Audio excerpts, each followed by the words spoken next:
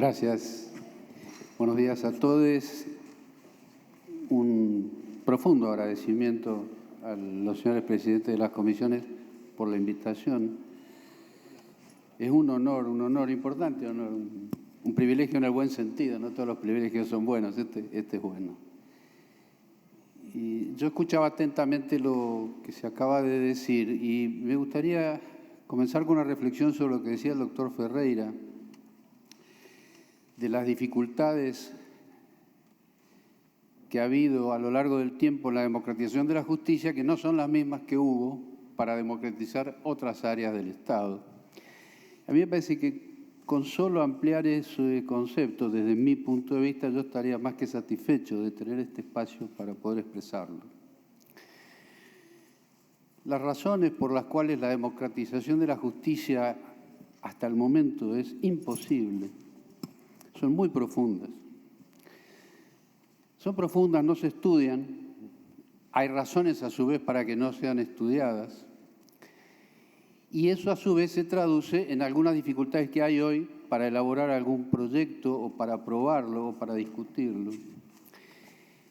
Y tiene que ver con una justicia históricamente clasista que tenemos en el país, con el origen de nuestra justicia, con aquella infame sentencia del 10 de septiembre de 1930, 4 días después del golpe, recuerden.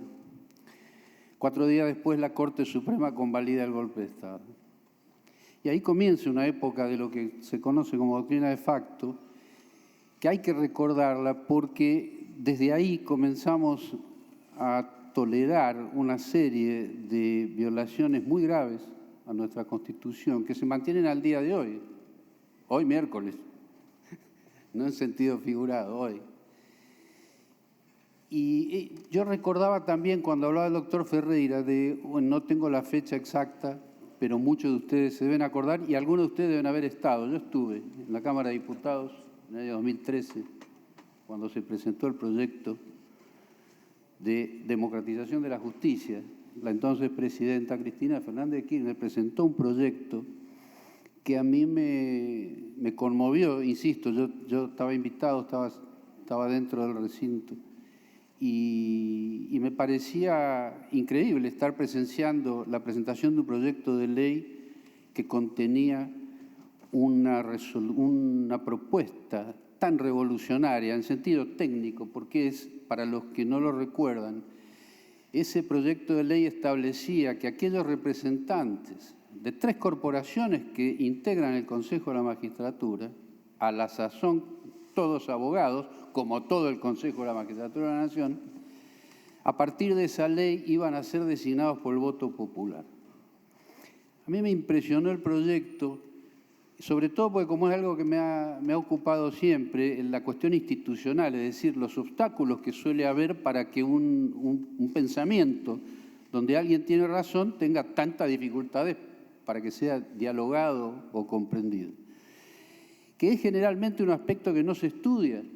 Y no se estudia, por eso se dificulta tanto democratizar la justicia, porque nos interpela al punto de tener que analizar cuestiones de la propia institución que nosotros integramos, que tiene problemas como todas las instituciones del mundo, que tiene fenómenos dentro, que tiene mitos fundacionales, violencia, locura, una cantidad de cosas que no estamos dispuestos a aceptar. Pero que a mi entender, desde hace mucho tiempo es importante, y aquel día en el Congreso de la Nación yo estaba completamente conmovido, quienes lo recuerdan van a rememorar los papelitos que volaban, millones, y esa ley, y lo estoy trayendo por lo que decía el doctor Ferreira, porque esa ley fue aprobada por la Cámara de Diputados de la Nación, fue aprobada por el Senado de la Nación, fue promulgada por la Presidenta de la Nación, y en pocas semanas, de un plumazo miserable de los jueces de la Nación, cuya lapicera es verdaderamente la que representa una parte muy importante del poder real, porque son los que deciden, y eso es lo que se está hablando hoy. Se está hablando de designar gente que decide la vida, la libertad, el patrimonio de los ciudadanos.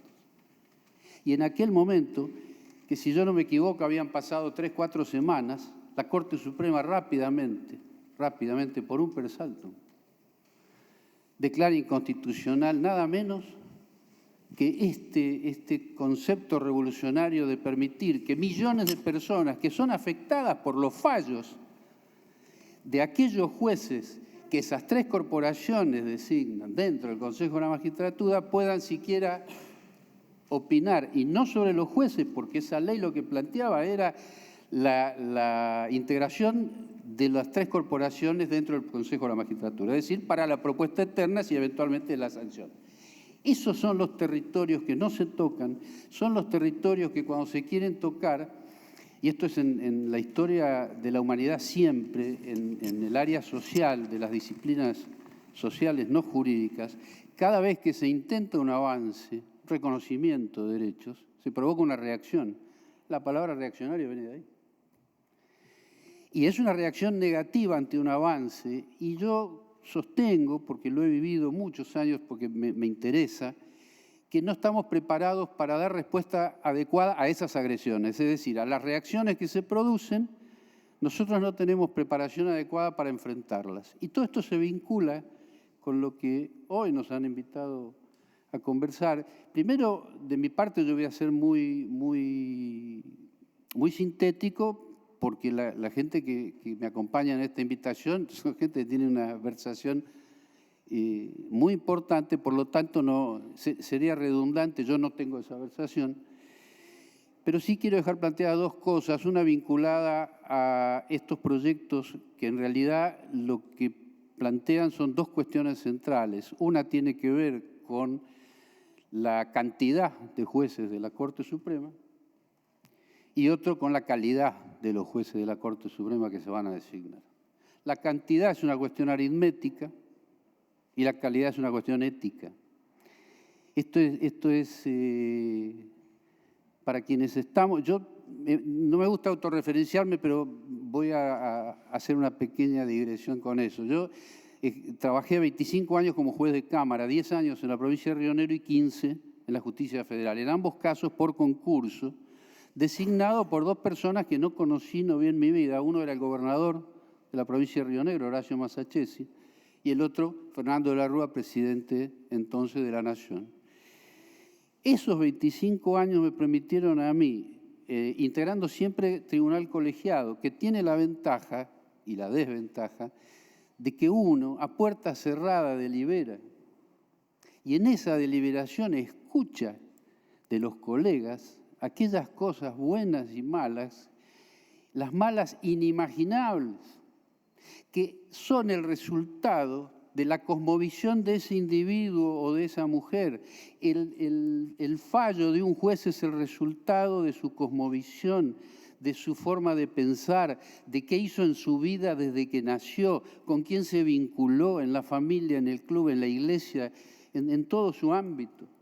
Y el resultado de eso es un cristal a través del cual observa la realidad, la interpreta y decide. Entonces, cuando nosotros nos horrorizamos a veces de un fallo, no es el ámbito, pero yo dejo planteado, hace pocos meses la Corte Suprema actual, 3 de los integrantes, han votado una sentencia vergonzante que desampara a una niña de 4 años en estado máximo de vulnerabilidad, la Corte actual. Y lo estoy citando, yo hice una denuncia sobre este tema en la Cámara de Diputados, pero lo cito para mostrar la vigencia de lo que estamos conversando. Es decir, para que detrás de todo lo académico que puede haber en estas presentaciones, que bienvenido sea, insisto, porque es lo que nos va a dar aquellos aspectos jurídicos. El problema es que tenemos demasiado jurídico también. Es decir, necesitaríamos empezar a incorporar un poco más de gente que no sea abogado, porque el aporte que podrían hacer nos daría una visión mucho más amplia. Y yo me acordaba cuando la doctora Herrera mostraba recién una diapositiva sobre lo que está pasando en esas encuestas actuales, sobre la visión que hay del Poder Judicial, de comillas, la gente. Y más del 80% de la gente descree su justicia. Y ese 80% es el doble de los que votaron esta gestión de gobierno. Por lo tanto, la mitad votó esta gestión, la mitad no votó esta gestión, y sin embargo esa enorme cantidad de población descree de su justicia. Entonces nuestra interpelación supera el tema de la Corte Suprema. Y yo esto lo estoy mencionando y termino con esto. porque analizar los proyectos que he leído, que me parece que son un avance, por lo menos los que se refieren al aumento de miembros de la Corte Suprema, la división en sala, yo sí estoy de acuerdo en la división, me parece imprescindible. La regionalización me parece imprescindible porque tiene vinculación con lo que yo decía de la cosmovisión, porque no podemos seguir generando tribunales con la mirada de la ciudad de Buenos Aires. Estamos desamparando millones de personas que tienen una realidad absolutamente distinta.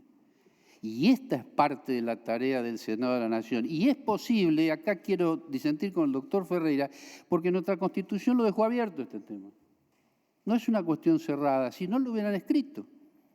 Y no, bueno, el doctor Barcesat lo puede ampliar con muchísimo más criterio que yo. Pero en esa apertura que ha hecho la Corte Suprema, perdón, acto fallido, en la apertura que ha hecho la Constitución Nacional de 1853, es donde tenemos nosotros que tomar la referencia para entender que nos está permitiendo, me incluyo como ciudadano, nos está permitiendo como Senado de la Nación, dictar una ley que permita no solo ampliar la Corte, que es imprescindible, hoy no admite discusión alguna, regionalizarla no admite discusión alguna, la paridad que algún día tendríamos que discutir porque también hay una mirada muy binaria, es un tema muy complejo, pero bueno, son cuestiones que se van a deudar. Me parece, todo lo que yo dije, lamento que sea negativo, pues tiene que ver con la parte vacía del vaso, la parte llena del vaso que estamos acá, que el Senado de la Nación está asumiendo esta responsabilidad con la deferencia de poder abrir el debate y la discusión. Y el tiempo va a decir cómo va a concluir. Pero yo lo que estoy proponiendo es asumamos lo que nos está pasando detrás de esto en la propia institución Poder Judicial y qué responsabilidad tenemos. Yo estoy jubilado, así que los que no estamos en el Poder Judicial en este momento, qué responsabilidad tenemos como para afrontarlo con la profundidad que el tema justifica. Muchísimas gracias. Muchas gracias.